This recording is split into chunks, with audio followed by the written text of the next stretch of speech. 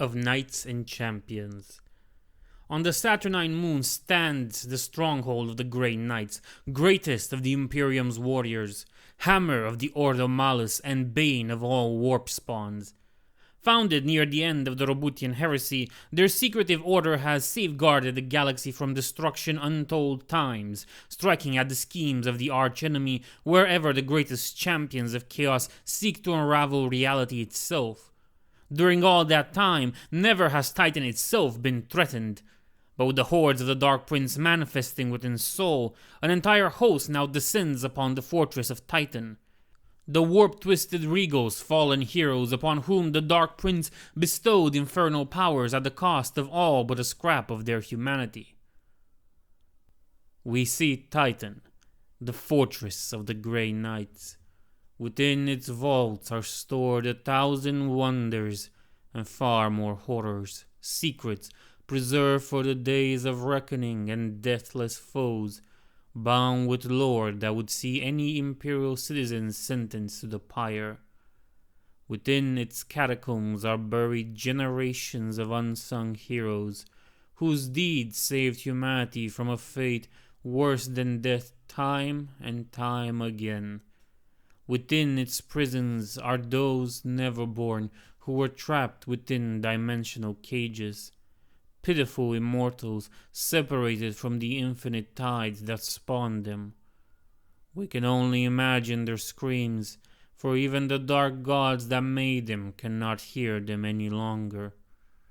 We see the arsenals where weapons anointed with the tears of saints and the blood of innocents await the day they are picked up once again. We see the chambers of becoming, where ancient alchemy alters the aspirants. We see 1,000 souls enter, 10,000, 100,000, and only one leaves transformed. Such is the price of purity. We see that which lies below. It is ancient and terrible, a power trapped by our Father's will and word. We look away before it sees us through the cover of its chains.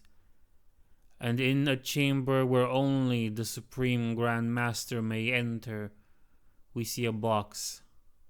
What's in the box? We know, brother. We know. Knowledge is power, a secret, a weapon, a backup plan. But not yet. Not yet. Do you hear us? Not yet. The decree must remain unspoken. Terminus est non. But why do we see Titan? It is meant to be hidden, shrouded by veils first woven by the cunning sigillite, with assistance from my own sons. Its shields were torn down once, only to be restored, greater than before, though never again will Titan move into the depths of the Imperium as it once did. We see the warp nexus, silent for 10,000 years, despite the efforts of thousands of the Imperium's greatest scholars to awaken its awesome power once more. For 100 centuries Titan has been hidden, even from those who despise it and dream of its destruction, with the kind of hatred that rends sectors apart. Yet now it is exposed, visible to all with eyes to see. How did it come to this? We watch, we learn, we know. The knights made a mistake, brother. They sensed the approach of ruin, but could not find its source. They were ignorant of Omegon's plans, you see. The conspiracy of apotheosis did not fit to add them to its ranks. They put too much effort into trying to see what awaited beyond light's end. And when you look into the abyss looks back with dead, hungry eyes. Ancient wards, reinforced by the metaphysical weight of millennia of ruthless secrecy, have been sundered. This is not the whole truth. There's something more behind Titan's exposure. something which lies hidden in the future behind the shadow of great wings, and which struck through time to protect itself, to prevent its detection before it can be born. But we will not speak of it now. Sufficient unto the day is the damnation thereof. Titan is visible, and his defenders must prepare for war. Barely a few hours had passed since the failed scrying ritual of the Grey Knights when Light's End came. In the Augurium, the ancient and mysterious device known as the Speculum Infernus stirred to life. But a few months past, the arcane artifact had been silent for over 500 years, since Rogal Dorn, the demon primarch of the Imperial Fist, had manifested in Armageddon. Yet now, it was active again, for the second time in less than a year, having already warned the Grey Knights of the brief manifestation of Corvus Corax, the Raven Lord and arch-foe of the chapter. Though the master of the 19th Legion had spent relatively little time in the Materium, too little, unfortunately, for the Grey Knights to hunt him down or come to the rescue of Hydra Cordatus, the prognosticators had kept a close watch on the Speculum Infernus since, waiting for another sign of the Raven Lord's foul plans. As the Speculum Infernus activated, the prognosticators quickly saw that the signs were different this time. Since the Roboutian Heresy, the device had been used by the Grey Knights to detect the incursion of the thrice-cursed demon primarchs into the Materium, allowing the Knights of Titan to react quickly. Its workings were a mystery, though the prognosticators had noted that it had remained silent when Roboutian Guilliman himself had risen from a Krog, an event of such cosmic implications that no Grey Knight had been left unaware of it happening. It seemed that the Speculum Infernus was attuned to those fallen sons of the Emperor who had abandoned all pretense of humanity and had been reborn in the fires of chaos as one of its godlike avatars. The prognosticators were no fools. They had all heard the words of their brother Hyperion, who had spoken of a winged traitor. And as doom-laden reports flowed into Titan's Voxnet from across Sol, they had also learned that the Dark Prince was making his move to claim the throne world. From these signs, identifying which of the Emperor's traitorous sons was responsible for the Speculum Infernus activation was no difficult task. And yet the prognosticators could not help but doubt their own conclusions. For all the lore that had been accumulated by their order over the last 10,000 years was clear that this particular demon primarch was a lesser threat to the Imperium, a crazed prince of blasphemy forever lost in his own madness and abandoned by his own legion. Still, there were records of another being associated with the demon primarch's legion, a winged figure clad in gold that had involved itself in the affairs of the galaxy even as the Ninth Primarch himself remained trapped within his delusions. Was this creature the Sanguinor, long rumored to be the incarnation of the Night Legion's damnation rendered into warp-wrought flesh by the whim of Slanesh, the one behind this attack on Holy Terra? Before the prognosticators could think long on this mystery, Lorgar struck down the Emperor's mortal form in the throne room, and Light's End descended upon Sol. Like the Custodes, the Grey Knights were bound to the Master of Mankind through an esoteric link that had been passed down from generation to generation, along with the power of the first Grey Knights had received directly from him. The psychic shock of the Emperor's demise affected the Grey Knights less than it had the Custodes, but there was no escaping the truth of what had caused it. Many Grey Knights knew, if not doubt or fear, then a numb sense of horror for the first time, since their psyches had been reshaped by the rituals of detestation. As had been the case with the Custodes, perhaps it was a good thing that the enemies of humanity launched their attack on Titan then. Faced with the imminent threat of destruction, the Grey Knights were able to turn their minds from the horror that followed in the wake of the Emperor's death, and focus on the grim business of war.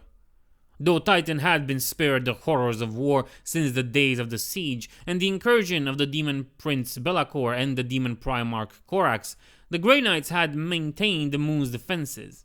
Indeed, they had built upon them with every century, for despite the passing of millennia, the Grey Knights remembered the horrors of the Roboutian Heresy well, and knew that what had been done once might occur again, however unthinkable it might seem to the minds of the Imperium's mortal leaders. In the dance of cosmic spheres, Saturn was located on the other side of the sun from the tier of nightmares. Even as they rushed to their positions, those of the Grey Knights who specialized in such matters suspected that this was not a coincidence, that events had been orchestrated so that they would be as far as possible from this new and terrible threat to the Imperium's very heart. The demon ship that had once been a battle barge of the Sons of Horus Legion, but was now only the splendid procession, emerged from the warp deep inside the Sol system. Had the Auspex of the Imperium been able to identify its entry point with the required accuracy, their tech priests might have calculated the rift through which the splendid procession had arrived to Sol, which was a small thing only when compared to the yawning majesty of the tier of nightmares, had occurred precisely 6 light hours, 66 light minutes, and 66.6 light seconds beyond the Mandeville point. Crucially, the splendid procession's point of arrival placed it on the opposite side of Titan from Broadsword Station, where the fleet of the Grey Knights was gathered in numbers rarely seen in the chapter's existence. The splendid procession was the only warship to emerge from this hole in reality, but it was not the only threat to do so.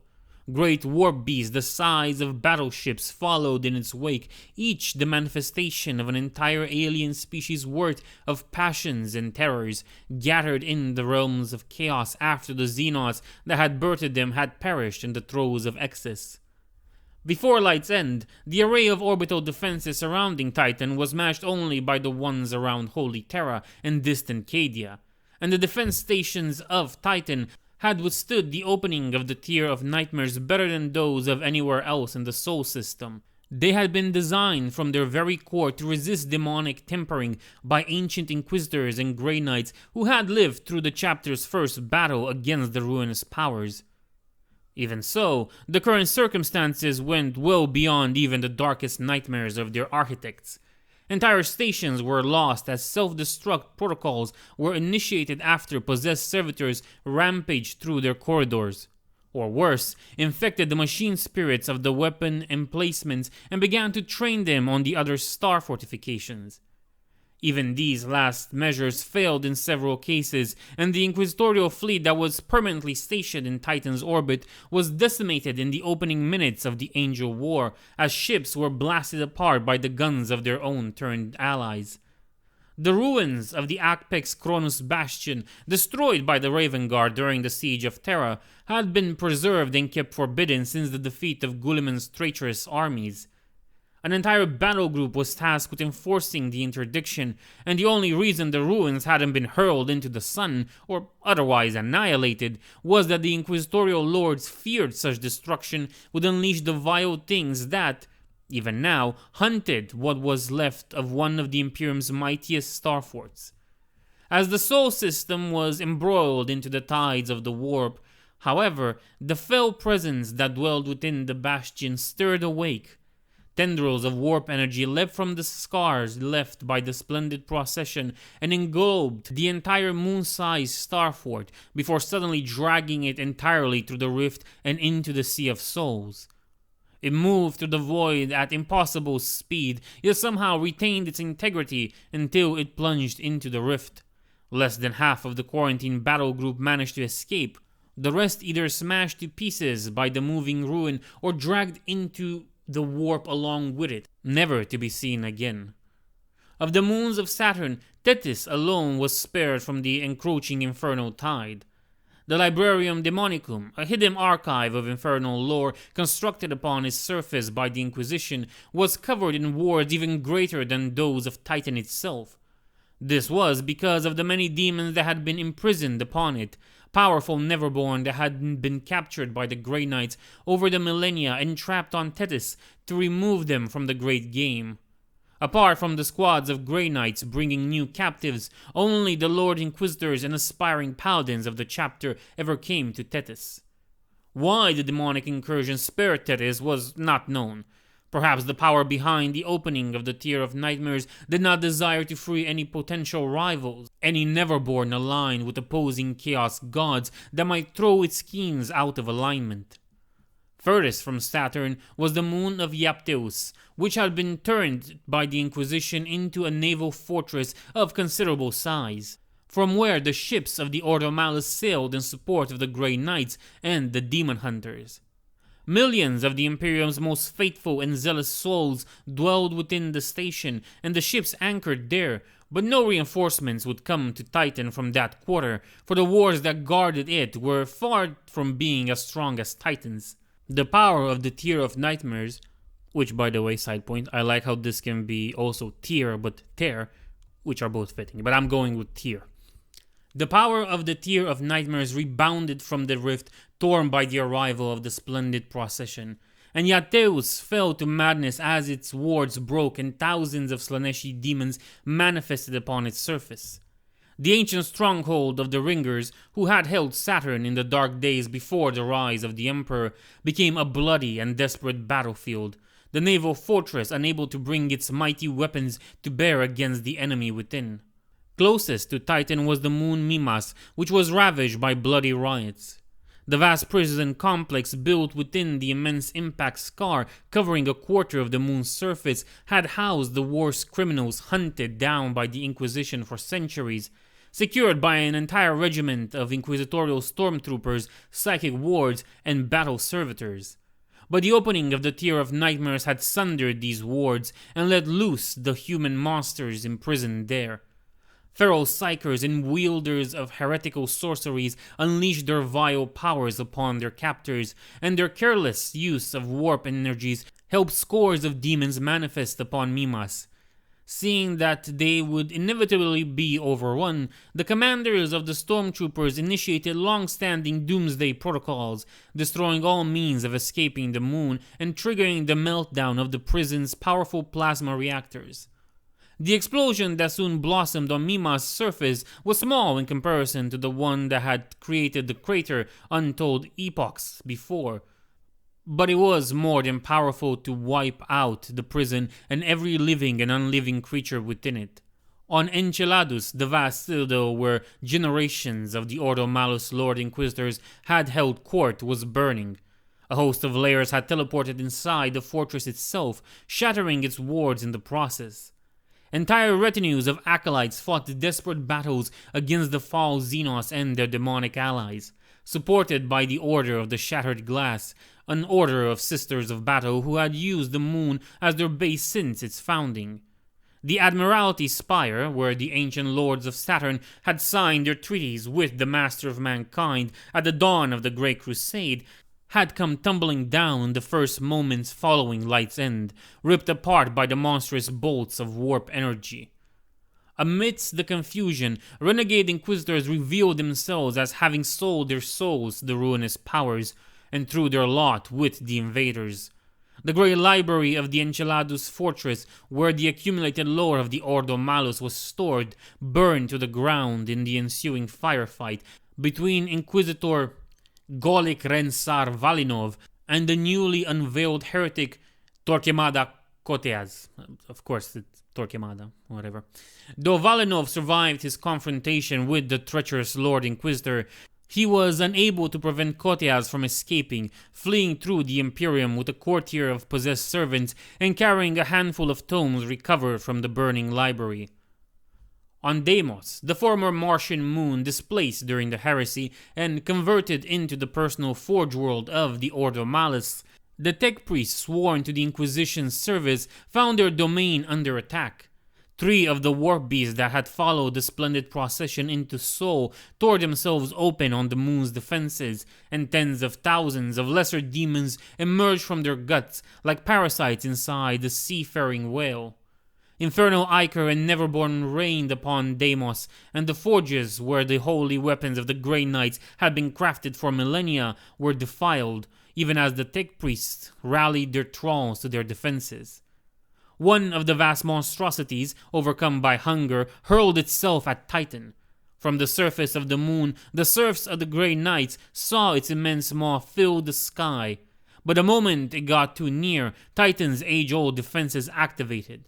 Wards that had kept the moon's Sassacrat for thousands of years flared to full power for the first time in recorded, and unrecorded memory, and the abomination that had been born of the death of a species whose name was known only to the Dark Prince was obliterated in a storm of sorcerous fire. The host of demons that dwelled within its guts were likewise destroyed, their essence sent shrieking back to the Silver Palace in shameful failure. Within their fortress monastery, the Grey Knights all felt the impact of the creature's demise, and though the wards of the moon yet held, Geronitan, Supreme Grand Master of the chapter, commanded his battle brothers to prepare for battle, for even should Titan remain inviolate, the rest of Sol needed the aid of the Grey Knights most urgently. We see the Grey Knights, paladins clad in secret science, fate, and sorcery, though they would not call it that.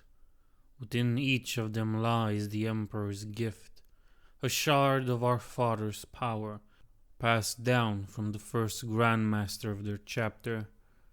It could be called seraphic power, if not for the Imperium's rightful distrust of all things angelic. They walk into shadow and fire, where the primordial annihilator rears its ugly heads to tear the cosmos apart. They listen to the sounds of screams echoing from nightmare futures and intervene before the Imperium can swallow sectors whole. But it is not in their remit to save. They have left a litany of destroyed worlds in their wake, because when they come, it is already too late for anything but the harshest of measures. Survival is the Imperium's keyword, not salvation. We see Hyperion, whose true name we will not speak, lest we draw the attention of that which is hidden. Here and now, the consequences of such things would be... No. We will not be distracted down that hateful path. Hyperion. We see the child coming home to his junky mother, only to find her dead from overdose. We see him look into a tainted mirror to escape the horror of his life. Every shard took something from him, left him both less and more, until... But no, we will not speak of his past. It lies dead and buried, the unseen and forgotten foundation of what Hyperion has become. The lens of the Grey Knight's telescope lies cracked, but his life is not yet spent. The sons of Titan have many secrets, and know how to preserve their own. But the moon will burn as the regals descend, and the hourglass is running out of sand. Can the healers finish their task in such conditions? We see Geronitan, the chapter master of this most secretive of orders. He is old, the thread of his destiny marked by loss and tragedy, yet unbroken by their weight. He does not understand Hyperion's warning, and now, with soul aflame and the servants of the Dark Prince coming, he has no time to parsee its meaning, to converse with his learned brothers and divine the threat that hides from sight behind the angel's wings in the darkness of Light's End. And so he calls all of his brothers to arm, while defenses that have been watchful but silent since the days of Guliman's war lock on to incoming foes. We see what Geronitan has seen, and it is too much for any soul to bear. His loyalty, his faith are unbreakable, but he does not believe the war against chaos can be won. Even then, his defiance shines bright. There is nobleness in fighting against the inevitable when the inevitable is obscene. The Supreme Grand Master's destiny looms larger over him. The prognosticators knew, when the child who would become Geronitan was brought before them, that his was to be a great and terrible doom indeed. They shaped him as best they could to prepare him for it. His training, his knowledge, the missions on which he was first sent as a battle brother of the chapter, even his name, all to make him ready for the moment they knew would come, even if they could only glimpse its shadow. The moment approaches. The moment is near. 200 Grey Knights had been gathered at Titan at the command of Geronitan. Almost 50 more were also present on the moon, and all of them answered the chapter master's call. In the silent halls of the Chamber of Heroes, Tech Marines began the rites of awakening, rousing the chapter's dreadnoughts from their slumber, while other warriors climbed into their Dread Knight suits, linking their minds to the machine spirit. The wards of Titan had been reinforced over the millennia by the ritual burials of those Grey Knights who perished in battle and whose remains could be collected. A vast network of catacombs known as the Dead Fields stretched far beyond the borders of the fortress monastery and beneath over a third of Titan's surface. Forbidden to all but the Grey Knights themselves and their most trusted serfs, the Dead Fields were composed of thousands upon thousands of crypts where fallen Grey Knights were laid in stone coffins, decorated only with a plaque marking the name of the warrior interred within. The lingering power that clung to the remnants of so many Grey Knights had been carefully channeled by hexagrammatic rituals designed by the Sigillites' first heirs in the days following the Roboutian Heresy. Even in death, the Knights of Titan served, their corpses adding to the spiritual defenses of the moon. The ancient wards laid down by Malcador had not been able to hold back the might of the Master of Shadows and the Ravenlord during the siege, but Titan's current defenses against eldritch horrors were proof against even the greatest of the Neverborn. Unfortunately, the Dark Prince knew this, and the host that descended upon Titan during the Angel War was not made of demons. The Chaos Warband, known to the fell powers that had remade them as the Regals, were mortal warriors, space marines whose minds had been broken and reforged within the realms of chaos. Their bodies were swollen with infernal power, yet they had been kept just one step away shy from ascension to true demonhood, or horrible degeneration into spawnhood. We see the Regals, warmed by their mantles of war. They were given such glory, and it cost them everything. Their identity was eroded bit by bit and replaced by demonic power.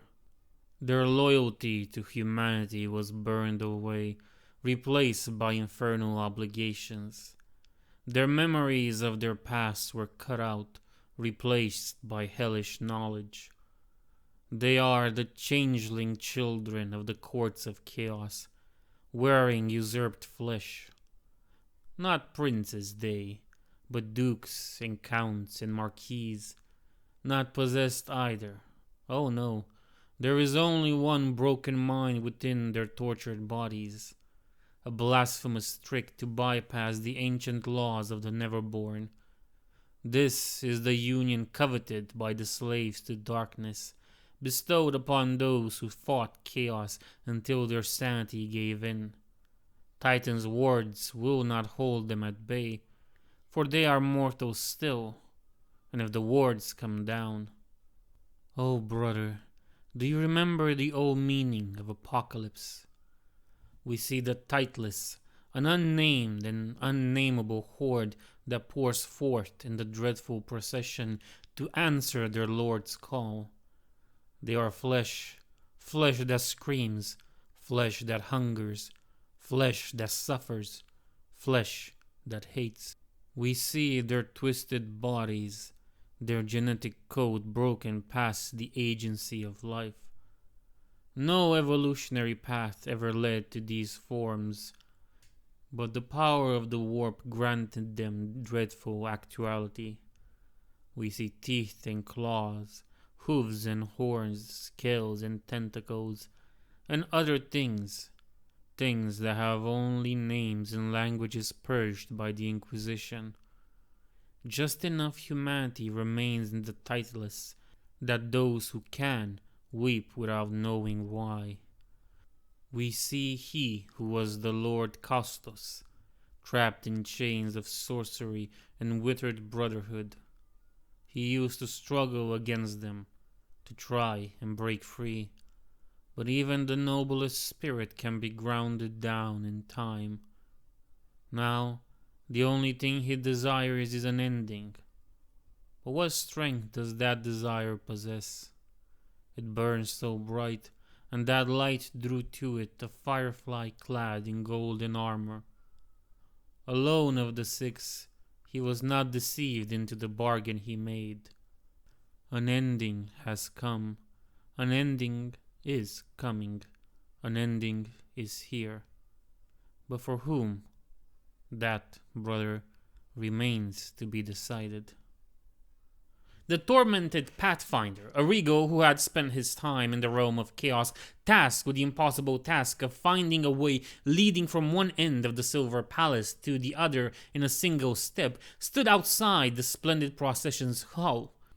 With a single swing of his great axe, he cut apart the fragile skin of reality, and the demon ship plunged back into the Imperium, before emerging mere hundreds of thousands of kilometers away. This micro-jump through the warp had brought the splendid procession behind the surviving orbital defenses, and by the time their confused auspices could lock onto the ship again, it was too late. Like a grotesque meteor, the splendid procession descended upon Titan, beaching itself upon the moon in a cacophony of breaking metal and pulverized flesh. The tormented Pathfinder leapt from its hull as it stopped with a last tortured gasp, and though the soil of Titan was charred black where his boots touched it, the wards that had killed the splendid procession's infernal intellect the moment it had crossed their threshold did not affect him. Something like a laugh emanated from the lightless pit that had become the tormented Pathfinder's face. He raised his arms as if in benediction, and the doors of the splendid procession's bay creaked and fell open, revealing the monsters inside that had survived the fall.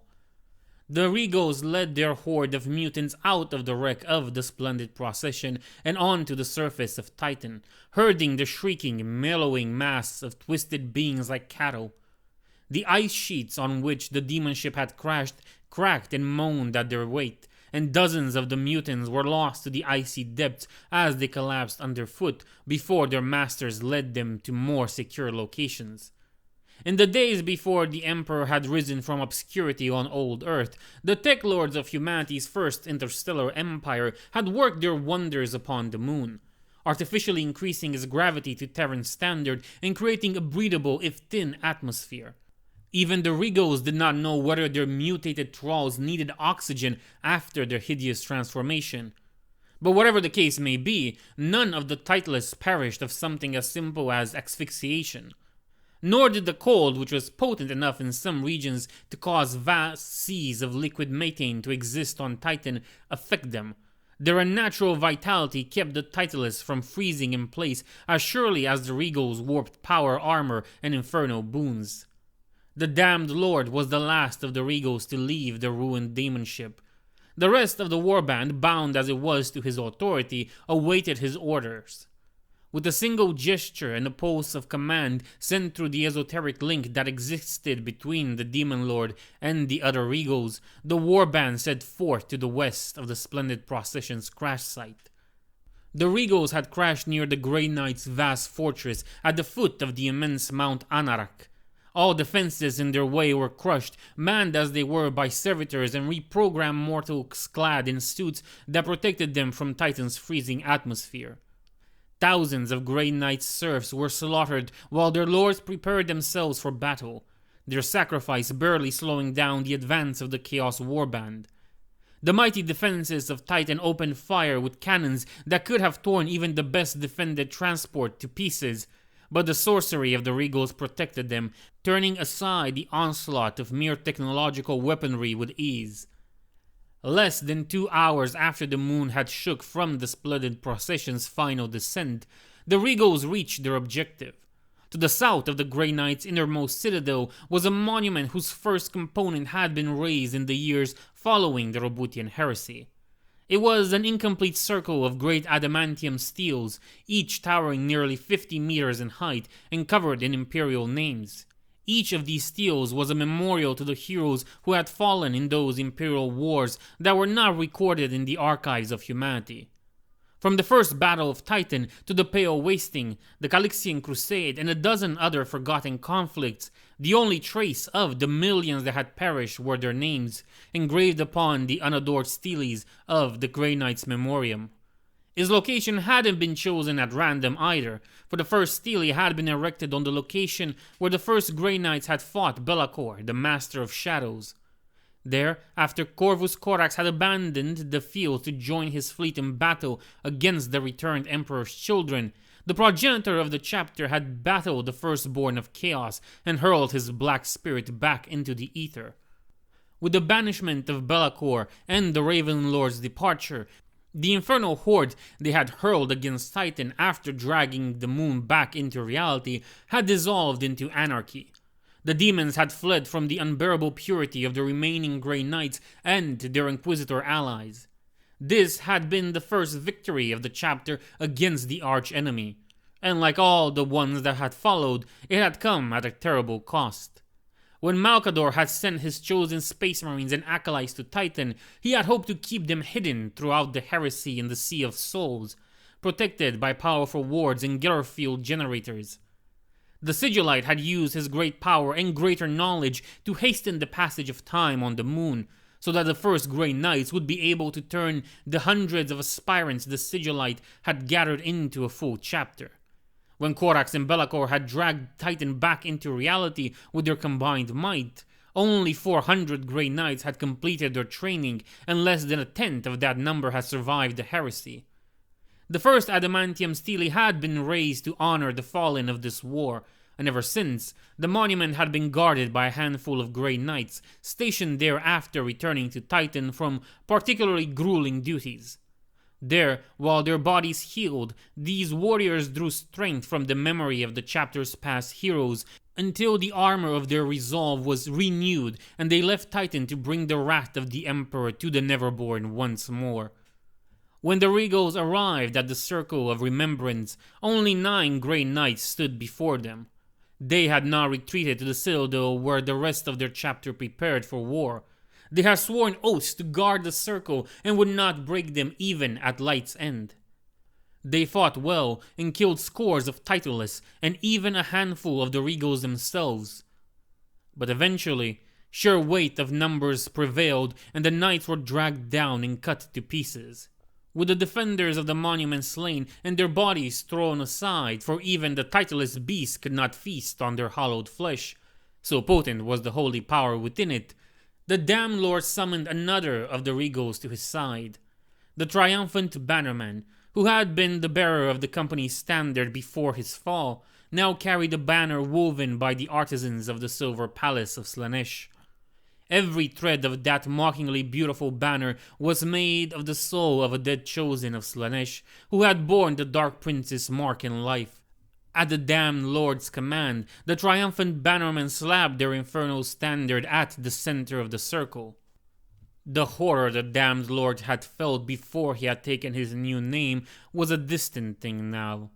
It wasn't gone, not entirely, but like every emotion he had ever possessed, it was a small and quiet thing. He had changed since he had accepted the bargain of the Golden Herald, gaining much and losing more. He could feel every regal around him, feel the stirrings of their mantles of power. He knew each and every one of them, both as they had been and as they had become. Their stories and natures were his to know, for such was his own role in the great play they were putting on for the only audience that really mattered. He could feel, too, the hateful wars that covered this moon. They felt like a constant burn on his flesh, on his mind, and on his soul.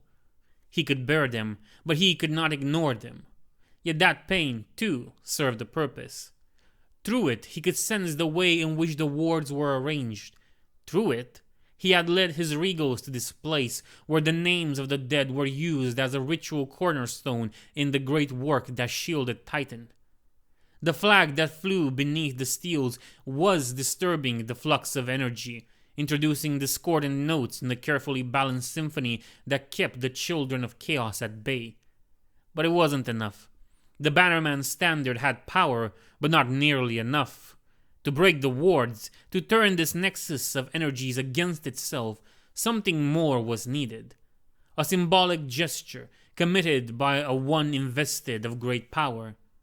The Damn Lord reached out and slowly, carefully, ran his fingers across the newest stele.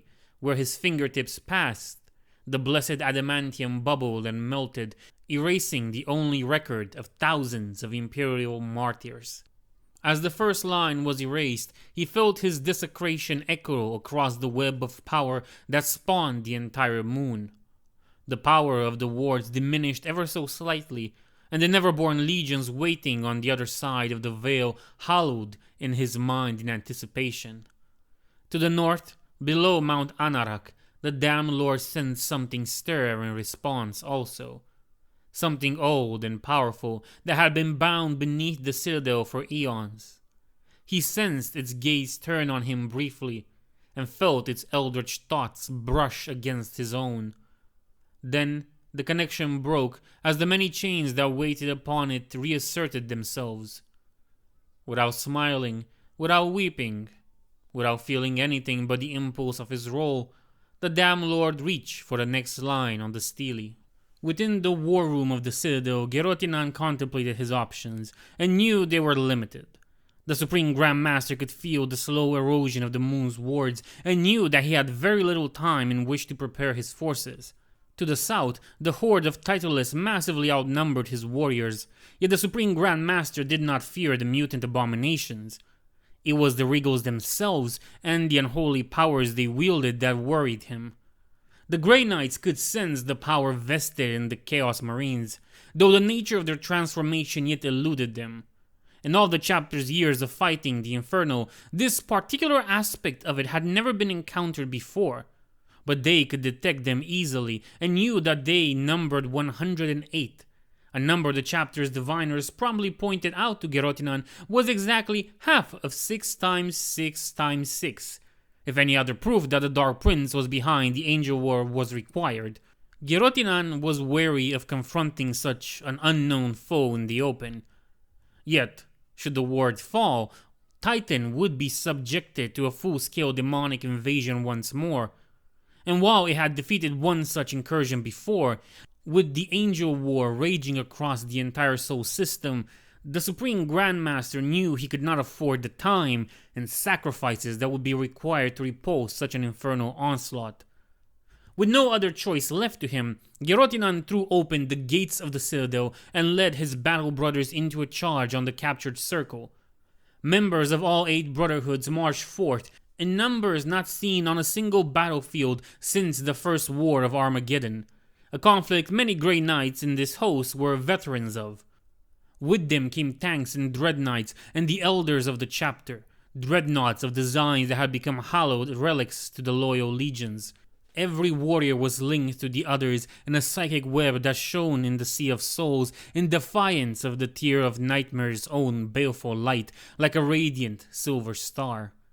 The Regals could not miss the approach of the Grey Knights, and the corrupted legionaries reacted predictably. Little remained of the tactical insight they had possessed before. Their transformation and the infernal impulses that had replaced them saw the Grey Knights advance as a challenge that could only be met with full force.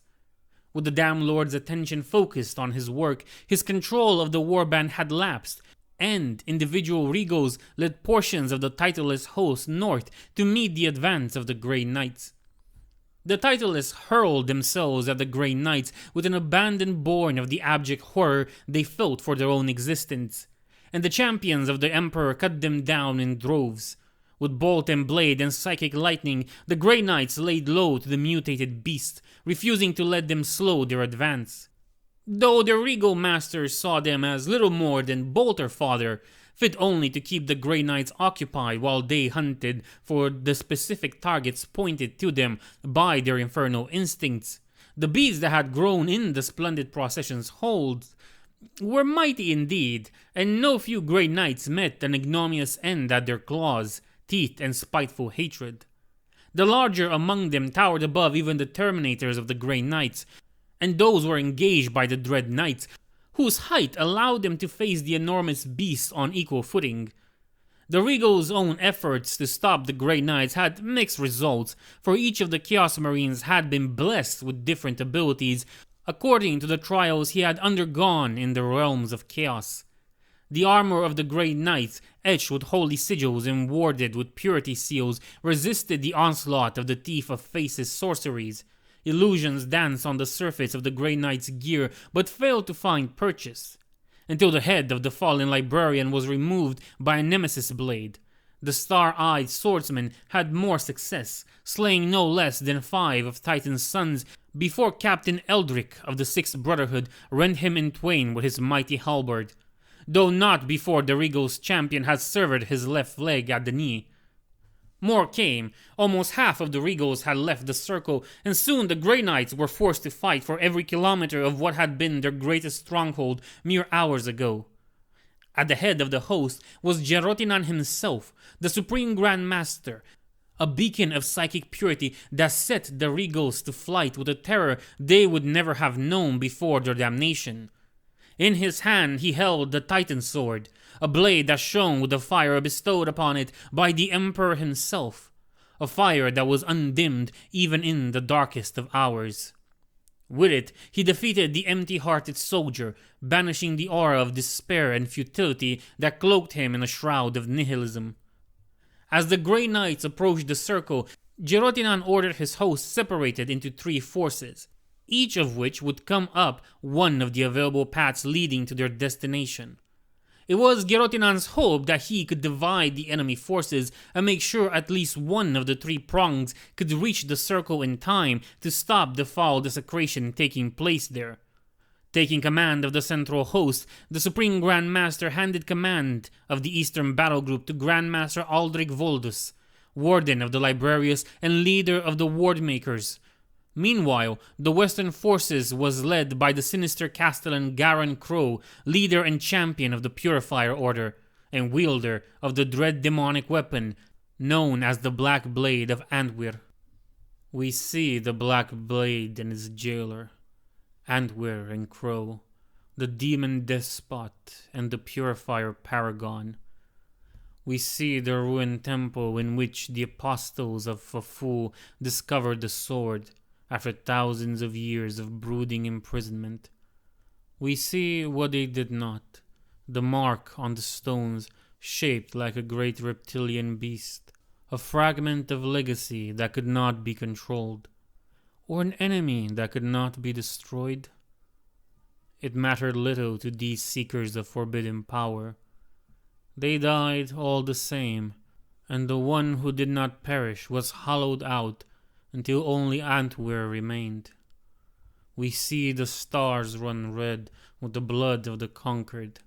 An entire sector burned before an unlikely alliance of knights, serpents, and strangers brought the sword god's empire low. But Antwyr escaped, fleeing through the Sea of Souls. There it fled for millennia. What did it run from? Not the Knights of Silver, brother. It fled from that which imprisoned it, that which bound it within the blade. When it returned to the Materium, the knights were waiting for it. With clever schemes and quick wit and concentrated firepower, they slew its puppet and captured it. We hear its roar of outrage echoing through the ages. We see the dread quandary of the purifiers, who could not destroy the blade, and knew that its evil must find the wielder eventually. Neither the blackness of the void nor the deepest pit could contain it. Such it is its power. Destiny itself wraps around its will. Or at least, that is what Antwyr would claim. We know better. We see beyond the shadows projected by the great game into our reality as the hands of the gods move. There are pieces that the players will not let simply disappear and fade into obscurity. Toys that the mad children who amuse themselves with our torment refuse to throw away. We see the decision made. One of the knights will keep the black blade close, always, to guard the galaxy from its evil, and to guard the sword from those who would covet its power. We see the lines of heroes among heroes, guarding their souls against Antwer's corruption, while forever listening to its whispers, parsing them for the fragments of truth. The demon cannot help itself but hide amidst its rantings. At the end of that line we see Garen Crow, first of the Grey Knights to wield the black blade in battle, first of all who have ever lived to hold it in his hand and retain his freedom of mind and purity of soul. Among his brothers, Crow stands alone for their own protection. The demon's voice is his constant companion, and for decades he has listened without ever succumbing. If you asked him, brother, he would tell you that, of late, something disturbingly like worry has crept in Antwer's endless stream of threats, curses, and obscene revelations. Crow led his brothers from the front, hallowed in a corona of psychic silver fire that burned the titleless and left the castellan unharmed. He held the black blade firmly in both hands, ignoring the constant whispers of the demonic entity bound within. This task, which had never been easy, had grown even more difficult in the last few hours, as Antwer reveled in the death of the Emperor and taunted its guardian with horrific glimpses of what was occurring on Terra, and what would soon occur across the Imperium entire as the aftershock of Light's End made themselves known. In his mind's eye, Crow saw entire sectors fall to anarchy and madness without the light of the Emperor to guide them. And still, Antwer offered salvation. If Crow would but draw upon the power of the Black Blade, it promised then he could restore the order to Sol and then to the galaxy. But Crow knew that those promises were lies. Even if he could not deny the utter horrors his prisoner had shown him outright.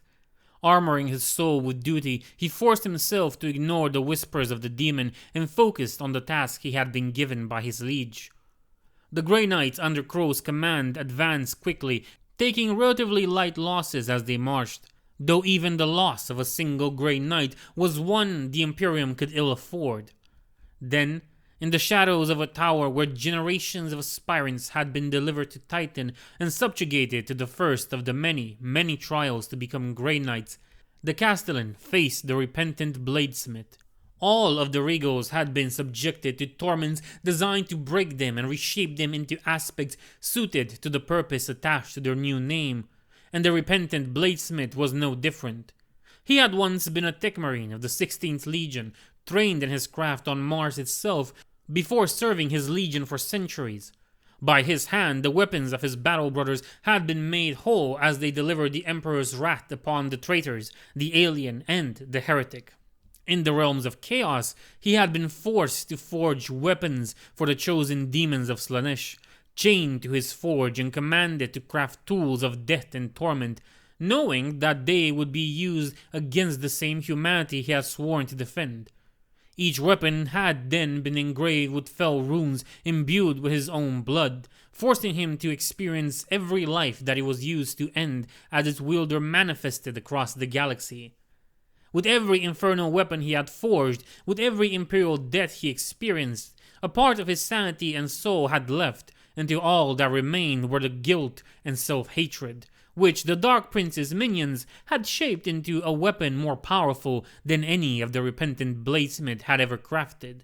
You think yourself incorruptible, Garen, but you thought the Emperor was immortal too. Can't you feel it? That which was impossible no longer is. The rules of the great game are changing. How long before the first of your brothers finally sees the truth? How long before they realize their crusade is futile? How long before the first Grey Knight falls? The Purifier champion ignored the voice of the demon. It was hard, harder than it had ever been. Like all his brothers, Crow's fate, his conviction, had been shaken badly by the psychic echoes of the Emperor's death. He had to confront that truth, lest it break him. The heretic in front of Crow carried no weapon, yet the purifier did not let his guard down. So far, every Chaos Marine he had faced this day had proven more difficult to kill than any of the heretic ilk he had encountered before, bloated as they were with the warp's unholy power. "What manner of creature is this?" whispered the voice of Antwer. Rare indeed were the times the demon was caught by surprise, but it seemed to Crow its curiosity was not feigned. Whether that was a good or a bad sign was, unfortunately, very clear given the circumstances. "The power of the Prince of the Warp bestowed upon a puppet of flesh? Truly, the dark gods have a strange sense of humor." Around Crow, the mutated monsters suddenly redoubled their onslaught with a greater ferocity, as if answering some unseen signal. The Grey Knight's advance briefly paused, and Crow found himself facing the Chaos Marine, or whatever the heretic really was, alone. He was used to fighting alone. As Castellan of the Blade, it was his duty to fight separate from his brothers, lest they be needlessly exposed to his corrupting influence. He raised the blade, holding it firmly in both hands, his grip as much psychic as a physical one, and prepared to fight. "It will kill you, Garen," taunted Antwer. "You are too weak, and your master is dead. Use me. Only with my might can you hope to triumph and save your brothers from the doom that awaits for all humanity now that the anathema is gone." "Abomination," hissed the Chaos Marine, but he wasn't addressing Crow. No, his gaze was fixed upon the blade he held in his hand. "Defiler. Tormentor." There was a brief pause in the blade's whispers. It wasn't unusual for slaves of chaos to address the blade directly. Even the most wretched of the lost and the damned could recognize its power. But such address were usually supplications and entreaties, not insults. "Your time is over," continued the heretic. "This is the hour of the Prince of Pleasure. His time is come. He shall rule, and you shall fall. You will not be allowed to interfere in his design, Old One." "Kill him!" roared Antwer in Crow's skull. "Kill him! Kill him! Kill him!" Crow moved back to attack, not because of the blade's shriek command, but because the heretic stood between him and his goal. He struck with the blade, aiming at the heretic's neck. But before the blow could reach, the Chaos Marine reacted. His left hand moved impossibly swift, and just as impossibly caught the black blade mere inches from his throat. Crow felt as if he had slammed the more mundane sword into a rock-reed wall. And then the heretic began to squeeze, and the black blade began to crack. "What? No, no, no, no, no, no, no, no, no, no! Kill him, Garen! Kill him! Kill him! Kill him!" This could not be, thought Crow with something like awe. The blade was immortal. All the lore of the chapter said so. All the attempts to destroy it had confirmed it. And yet this was happening all the same. The demon screamed and screamed as the cracks spread from the heretic's grip across the length of the black blade, eldritch light pouring from them. "Go back to the realms of chaos," declared the Chaos Marine. "Go back to your doom." The black blade, Antwer's prison for untold millennia, shattered into 1,000 pieces. There was a flash of hellish light as the veil between the materium and the immaterium was briefly sundered, for such was the power of Antwer's unleashed essence that even the wards of Titan could not fully contain its full power. All of the Grey Knights could hear the voice of Antwer, yet the demon was not rejoicing at its freedom. Instead, it was screaming in shock, rage, and yes, Crow realized, this could only be fear. In the moment before his vision failed him, Crow caught sight of an immense maw opening and swallowed the shadow that had emerged from the broken blade, of black scales and burning red eyes. The blast of warp energies caused by the destruction of the black blade obliterated the repentant bladesmith and a number of the titleists that had accompanied him, but miraculously left Crow and his brothers unharmed. Though shaken by the loss of the Black Blade, both because of the sudden silence where its voice had tormented him for decades, and because of the implications of its destruction, Crow recovered quickly and rallied his host to crush the surviving mutants and continue their advance, drawing the Nemesis blade that had hung unused at his hip since he had first drawn the Black Blade in order to best contain its evil. Having each faced their own obstacles, the three Grey Knights' hosts reached the Circle of Remembrance, where the remainder of the Regals were ready to face them. Through telepathic communion, they synchronized their assault, and three spears of silver-clad warriors plunged into the mass of the Titleists and Regals. Casualties were high, as even ancient dreadnoughts and tanks were torn to shreds and holy warriors were cut to bloody pieces. But the Grey Knights did not relent. Voldus led his brother librarians into incredible feats of psychic might, unleashing storms of holy fire and lightning that obliterated scores of the foe, while the purifiers under Crow wielded the Emperor's gift itself into a weapon against the Chaos Touch horde, and Gerotinen strode the battlefield like an avatar of him on Earth itself.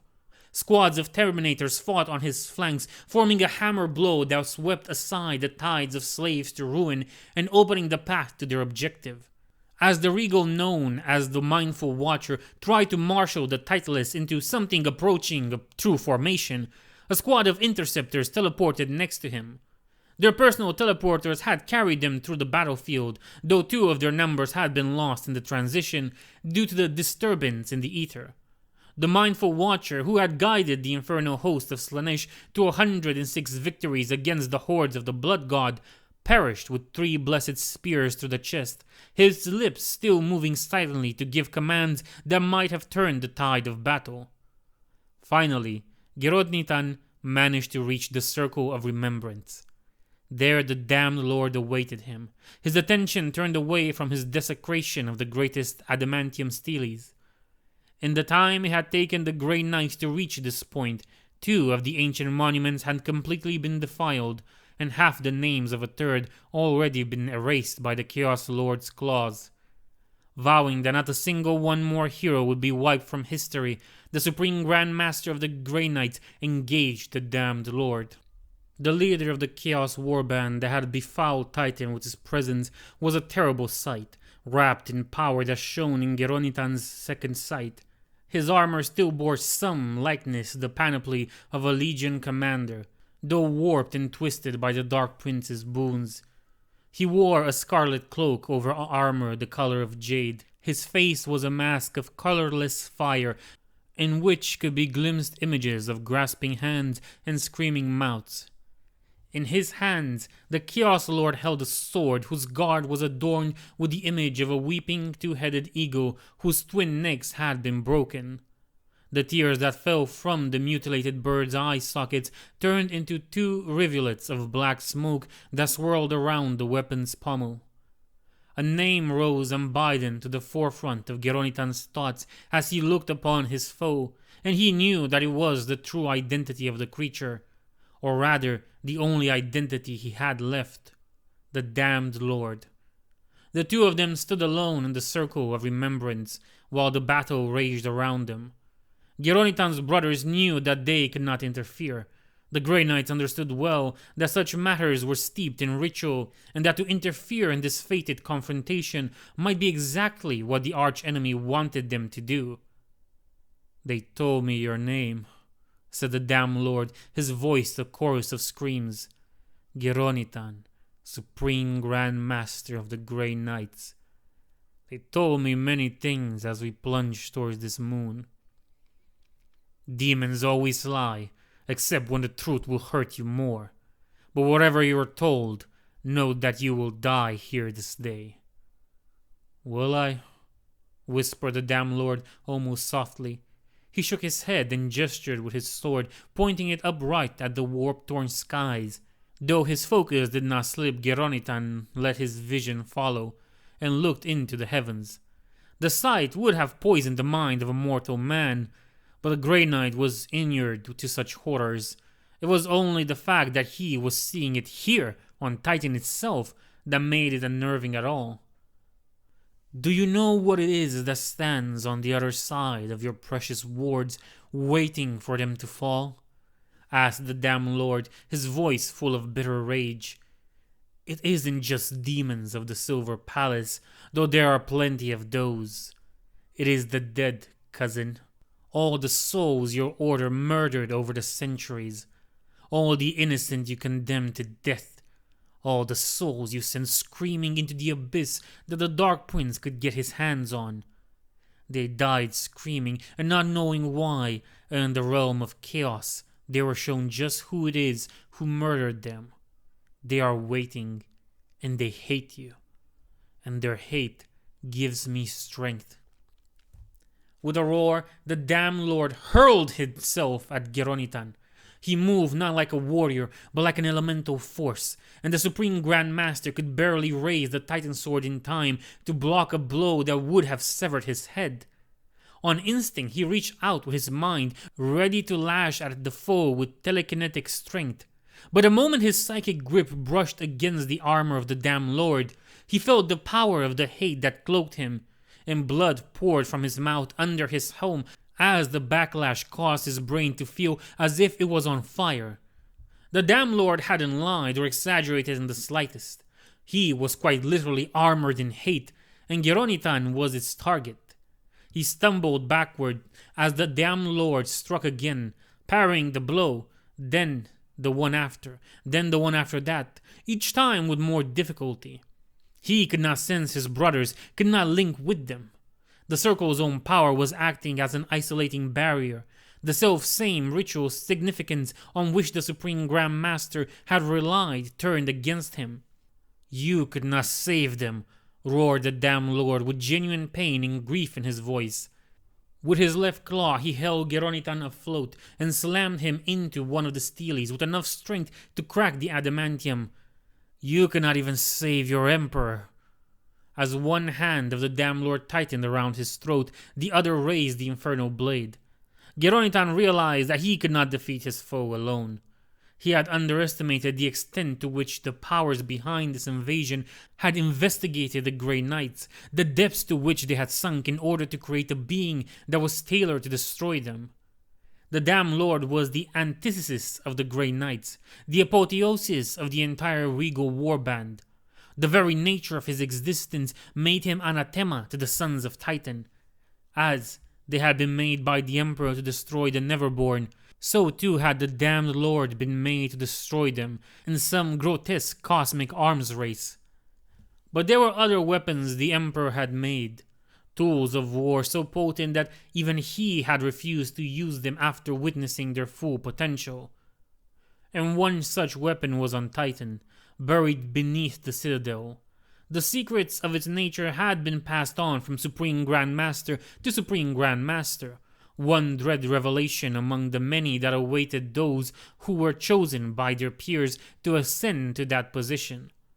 Long before the idea of the Grey Knights had been convinced by Malcador, the Master of Mankind had trapped his wayward creation on Titan, ordering it to sleep and wait until he commanded a release he had no intention of ever allowing. For though it was one of his greatest weapons against chaos, its thirst for vengeance against the primordial annihilator made it impossible to control, and the Emperor sought more than to reign over a galaxy of silent ashes. The rest of the Imperium had forgotten it had ever existed, to the point where not even the Inquisition or the wise scholars of the 15th knew of it. But the secret had been passed on among the Grey Knights, along with the key to undoing the locks of the being's cage. And now, faced with the death of his order at regal hands, Geronitan knew he didn't have a choice. He spoke the words, forcing them out even as they burned his mind. By his authority as Lord of Titan, the wards that had kept that which the Emperor's closest confidants had once called Angel was freed. Freed and summoned. It manifested immediately from its prison deep beneath the citadel of Titan. It came at once, its binding irrevocably sundered by Geronitan's incantation. It was the impression of a man, like chalk drawing or nuclear shadow. Wings of lightning rose behind it, and it carried a flaming sword. Where its head should be, there was only a shining halo of blazing, burning light, Blue fire cloaked it, and its proximity was enough to blind Geronitan's psychic sight. Its arrival caused a great cry to rise from the battlefield, as Regals, Titleless, and Grey Knights were caught in its psychic presence. It looked upon them all with its eyeless face, seeing them and judging them without mercy nor pity, and then it acted. There was fire and pain and death, and then it was gone. Around the circle of remembrance all was silent as the Grey Knights slowly stood, taking in the devastation. Blackened bones and charred pieces of armor were all that remained of the regal warband. All chaos-touched flesh obliterated by its awesome power in the blink of an eye. Of it there was no trace, only a spot of melted stone in the circle where it had stood. Geronitan thought back on Hyperion's last whispered words and felt that he knew where it had gone. Only one of the Regals was left. Despite having been closest to it, the leader of the warband still clung to life. His mantle of power had been stripped from him, burnt away by its fire, and yet he still lived. Geronitan walked towards him, looking down at the ruined form of the warlord who had come so close to ending his life. In his face, his human face once more, the Supreme Grandmaster saw only pain and relief. "Kill him," gasped the wretch that had once been Captain Kaustos of the 36th Company of the Sons of Horus in a singular voice. "Kill that golden bastard." "I will," promised Geronitan before the last of the damned lord's life faded away and he fell back, dead. At great cost, the full extent of which would take years to properly evaluate, the Regals had been defeated, and Titan's wards saved from destruction.